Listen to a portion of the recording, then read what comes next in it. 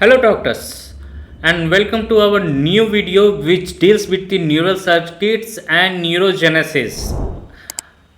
बहुत लोगों को मन में ये उत्सुकता रहती है कि भाई न्यूरॉन्स के बारे में और भी कुछ कोई पढ़ाए, न्यूरॉन्स एक्ट कैसे करते हैं, रिपेयर कैसे होते हैं, क्या इनमें रीजनरेशन होता है नहीं होता है, डिवीजन होता है नहीं होता है. तो we are going to cover each and every aspect of neurons, neural circuits and about the neurogenesis in this video.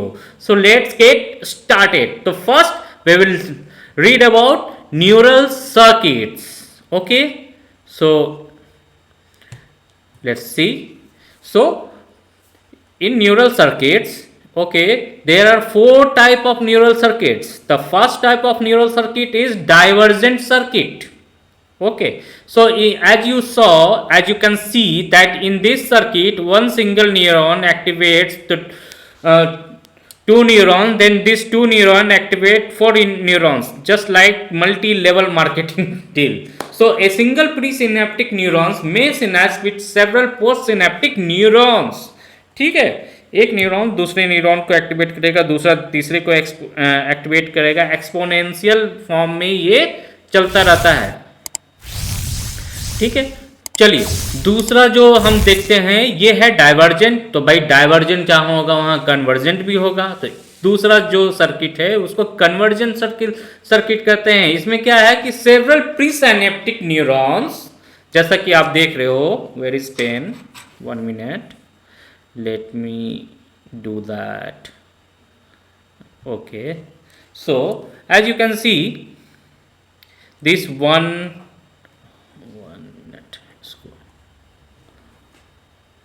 this 1, this 2, this 3. ठीक है, ये तीन न्यूरॉन जो हैं वो जाके कहाँ पर कर रहे हैं पोस्ट सिनेप्टिक ने, सिर्फ one common post synaptic neurons को एक्टिवेट कर रहे हैं. ठीक है ना. ये ऐसा कन्वर्जेंस जो सर्किट है वो जनरली कहाँ पाया जाता है, ये न्यूरोमस्कुलर जंक्शंस पर पाया जाता है. ठीक है, ओके. नाउ अब हम तीसरे तरह का जो सर्किट देखते हैं वो है रिवर्बरेटिंग सर्किट. अब इसका क्या मतलब है? इसका मतलब ये है कि एक न्यूरॉन जो है, ठीक है, एक न्यूरॉन जो है, ये वाला न्यूरॉन जो है ये आया, ये दूसरे न्यूरॉन को एक्टिवेट किया, दूसरा न्यूरॉन तीसरे न्यूरॉन को एक्टिवेट किया, और तीसरा न्यूरॉन यहाँ पर एक पोस्टसिनेप्टिक आउटपुट पर एक्टिवेशन होगा. ये न्यूरोमस्कुलर जंक्शन भी हो सकता है, कुछ भी हो सकता है. लेकिन साथ साथ ये क्या है कि यहाँ पर ये जो पहला वाला जो था, दूसरा वाला जो था, इसने अपना एक कोलैटरल एक्सॉन से एक यहाँ से गया और ये जाके दूसरे न्यूरॉन्स को एक्टिवेट किया. दूसरा न्यूरॉन का ये यहाँ पर आके इसको एक्टिवेट किया और ये एक तरह का सर्किट बन गया. ये गोल गोल गोल गोल गोल गोल सर्किट बन गई. ठीक है, ये गोल सर्किट बन गया. और ये बार बार जो न्यूरॉन्स जो है ना, एक बार एक्टिवेट कर दिया है इस न्यूरॉन में, इसमें ज़्यादा ताकत नहीं लगनी, ये बार बार वाइब्रेट कर रहा है ना, रीवाइब्रेट कर रहा है. तो ऐसे कहाँ पाए जाएंगे? ऐसे न्यूरॉन्स कहाँ पाए जाएंगे? ऐसे न्यूरॉन्स वहाँ पाए जाएंगे जहाँ पर कि हमें रेगुलर, हमारे मसल्स को रेगुलर काम करना पड़ता है. जैसे ब्रीदिंग की एक्सरसाइज हो गई, जो हम सांस लेते हैं तो हमें बार बार सांस लेना ही पड़ता है बिना भूले. तो यहाँ के जो मसल का कोऑर्डिनेशन जो है वो ये न्यूरॉन करता है. मसल टोन जो जब हम जागते हैं या घूमते हैं, ठीक है, तो हमारा मसल टोन जो है ना वो हमेशा एक्टिव ही रहता है. ठीक है, मर जाने के बाद मसल टोन इनएक्टिव हो जाता है, जिसके कारण से अगर गट की बात करें तो गट का जो लेंथ है ना वो बहुत ज़्यादा बढ़ जाता है, 2 गुना 3 गुना हो जाता है, क्योंकि कॉन्ट्रैक्टेड मसल ना रिलैक्स हो जाते हैं. ठीक है, इसलिए वेकिंग अप मसल, जहाँ पर मसल टोन की बात आ जाएगी, जहाँ पर रेगुलर मस्कुलर एक्टिविटी की बात आएगी, वहाँ पर ये रीवाइब्रेटिंग सर्किट्स पाए जाते हैं. ये भी कहा जाता है कि शॉर्ट टर्म मेमोरी में भी ये रीवाइब्रेटिंग सर्किट्स यूज होते हैं. ठीक है, वहाँ पे पाए जाते हैं. हो गया. अब चौथे पर चलते हैं. इसको पैरेलल आफ्टर डिस्चार्ज सर्किट कहते हैं. ठीक है, इस समझिए इसमें क्या होता है, in this circuit a single presynaptic cell stimulates a group of neurons. तो यहां पर देखिए मैं दिखाता हूं, ठीक है। तो ये देखिए कहाँ गया, ये सिंगल है, सिंगल प्री सिनेप्टिक सेल जो है वो स्टिमुलेट करता है एक ग्रुप ऑफ, वो सिनेप्टिक सेल्स को कर रहा है। A differing number of synapse between the first and last neurons imposes varying synaptic delays so that the last neuron exhibit multiple EPSP और IPSP, EPSP मतलब executatory and IPSP मतलब inhibitory. In the input is excitatory and the postsynaptic neurons then can send out the stream of impulses in quick succession. तो quick succession में कोई भी impulse अगर है, बार बार हमें देना है, किसी भी ऑर्गन को बार बार देना है, बार बार देना है, ठीक है। तो जैसे हार्ट हो गया, बार बार इंपल्सेस हमें देने ही है, ठीक है। तो वहां पर ऐसे पैरेलल आफ्टर डिस्चार्ज सर्किट्स पाए जा सकते हैं, ठीक है। उसके बाद चलिए आगे चलते हैं।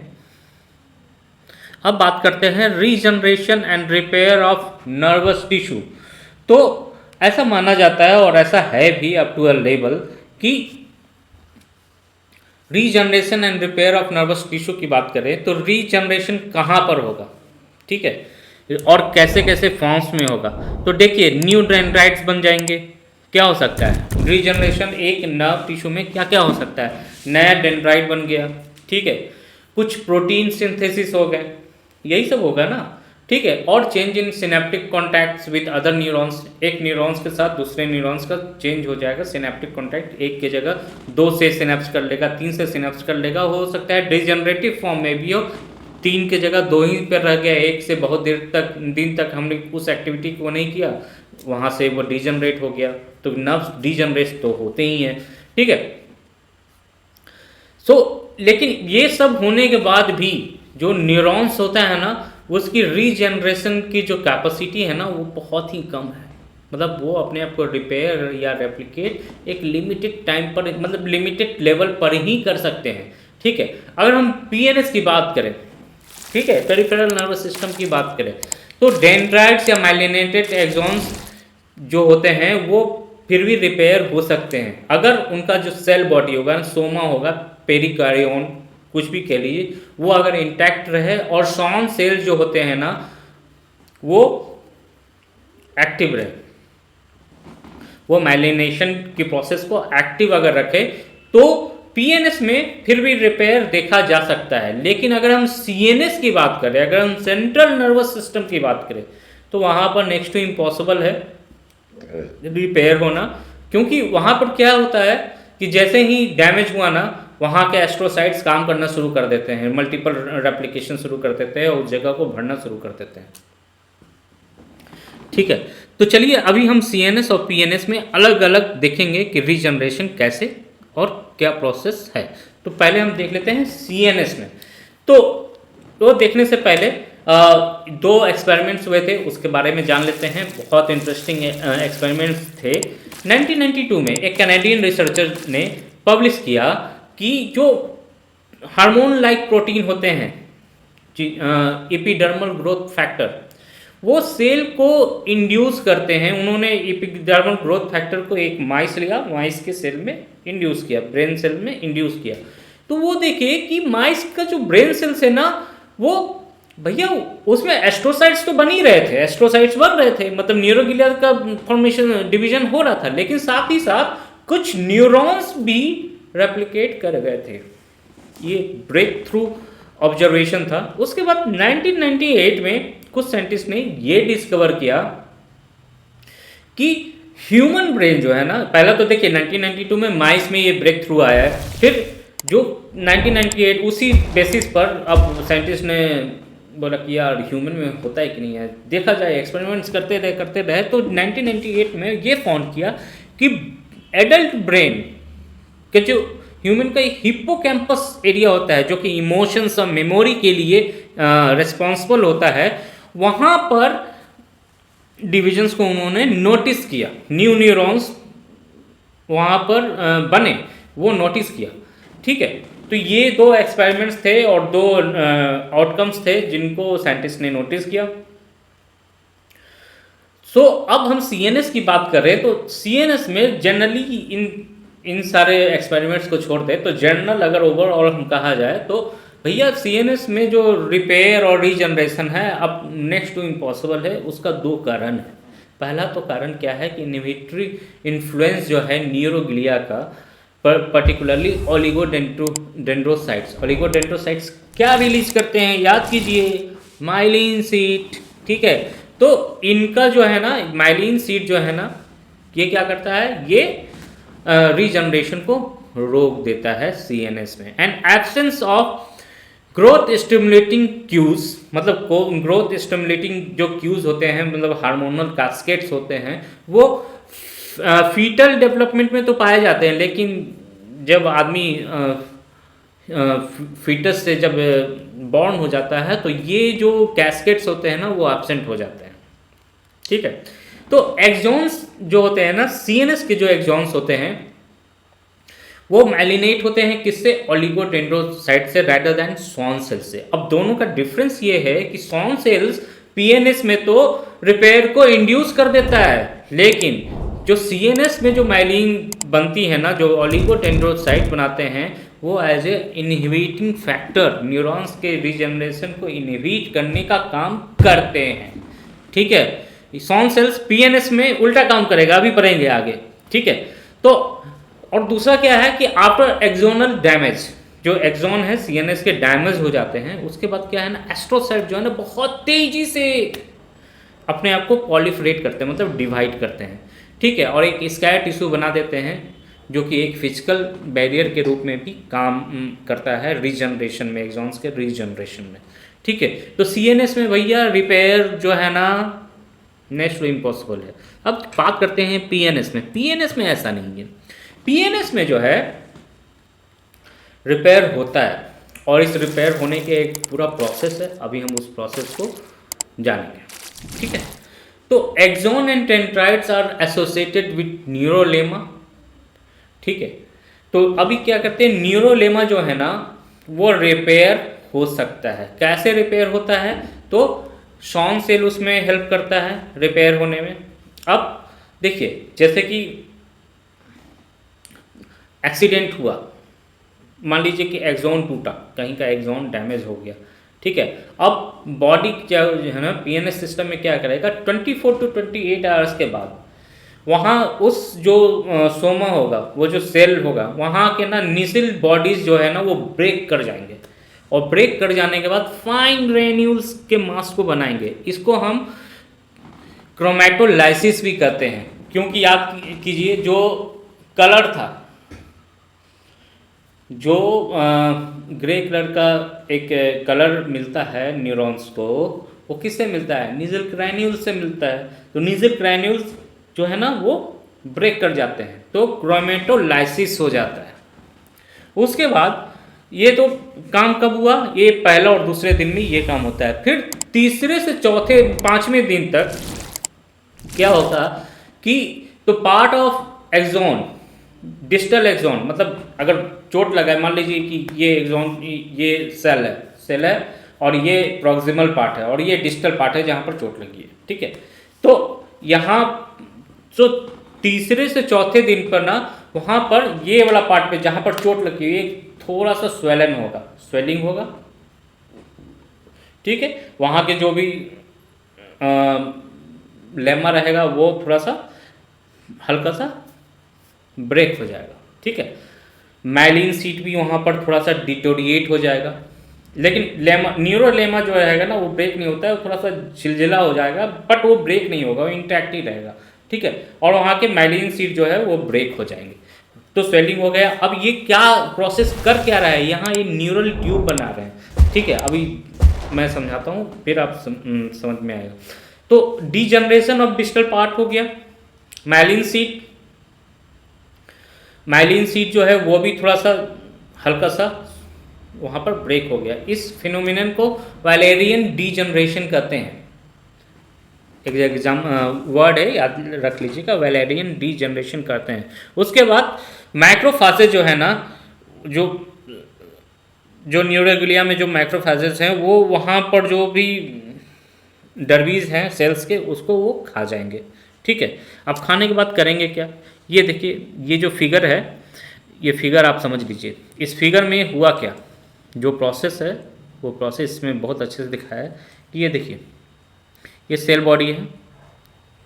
ठीक है, न्यूक्लियर बॉडीज जो है यहाँ पर ब्रेक हो गए। ठीक है, यहाँ पर ब्रेक हो गए, तो इसको क्या कहेंगे, इस ब्रेकिंग ऑफ न्यूक्लियर बॉडीज को कहेंगे क्रोमैटोलाइसिस। क्रोमैटोलाइसिस। ठीक है, अब यहाँ पर जहाँ पर चोट लगा, ये देखिए, ये डिस्टल पार्ट है ना, तो डिस्टल पार्ट में क्या है, यहाँ पर शॉन सेल जो है ना थोड़ा सा ब्रेक कर गए। ठीक है, अब ये थोड़ा सा ब्रेक करके उसके बाद शॉन सेल्स क्या करेंगे, शॉन सेल्स रीजनरेशन करेंगे, अपने आप को डिवाइड करेंगे, दे विल स्टार्ट मल्टीप्लाइंग। ठीक है, तो मल्टीप्लीकेशन ऑफ शॉन सेल्स, तो यहाँ पर मल्टीप्लिकेशन हुआ शॉन सेल्स का, और एक ये न्यूरल ट्यूब बना दिया यहाँ पर, देखिए इस तरीके से एक न्यूरल ट्यूब बना दिया। अब ये न्यूरल ट्यूब जो बन गई, इसके अंदर न्यूरोलेमा है, इसी के अंदर से ना अब यहाँ से प्रोटीन जो सिंथेसिस हो रही है वो सब इसके थ्रू यहाँ पर जाकर ये डिस्टल पार्ट, ये देखिए, ये डिस्टल पार्ट जहाँ पर चोट लगी है वहाँ पर रीजनरेशन का काम शुरू कर देंगे। चलिए, ये आगे के स्लाइड में आपको दिख जाएगा। So, synthesis of RNA and protein accelerate which favor rebuilding of regeneration of axon. The swan cell on either side of the injured multiply regeneration tube बना देंगे जैसे कि मैंने कहा, और वो ट्यूब जो है ना गाइड कर देगा प्रॉक्सिमल पार्ट के साइटोप्लाज्म को जो कि डिस्टल पार्ट तक ट्रेवल करेंगे। जनरली जो ये जो रेट ऑफ ग्रो है ना, रेट ऑफ एक्सोनल ग्रो जो है वो 1.5 मिलीमीटर पर डे का होता है। ठीक है, और Schwann cell form new myelin sheath, उसके बाद जब ये न्यूरल ट्यूब पूरा बन जाता है Schwann cell new myelin sheath बनाते हैं और एक्सोन रिपेयर हो जाता है। लेकिन इसी बीच में अगर कोलेजन फाइबर बन गया, ठीक है, न्यूरल ट्यूब के बीच में, तो ये ग्रोथ रिपेयर यहीं पर ख़त्म हो जाएगा। ठीक है, तो यहाँ पर पढ़ लिया हमने न्यूरोजेनेसिस सीएनएस में, टीएनएस में। आई थिंक आपको मज़ा आया होगा ब्रेन सेल्स के बारे में पढ़कर। ठीक है, तो नेक्स्ट वीडियो में हम स्टार्ट करेंगे द ह्यूमन ब्रेन। ठीक है, और उसमें भी जैसे कि अभी हमने पढ़ा नर्वस टिश्यूज़ के बारे में, एक एक चीज़ डिटेल में पढ़ी, वैसे ही ब्रेन में सब कुछ डिटेल में पढ़ेंगे। ठीक है, ब्रेन की आउटर कवरिंग, ब्रेन के different parts, mid brain, hind brain, सब कुछ एक एक डिटेल में पढ़ेंगे। ठीक है, till then stay tune, good bye, subscribe the channel and download the app where you can find all these notes there. Thank you.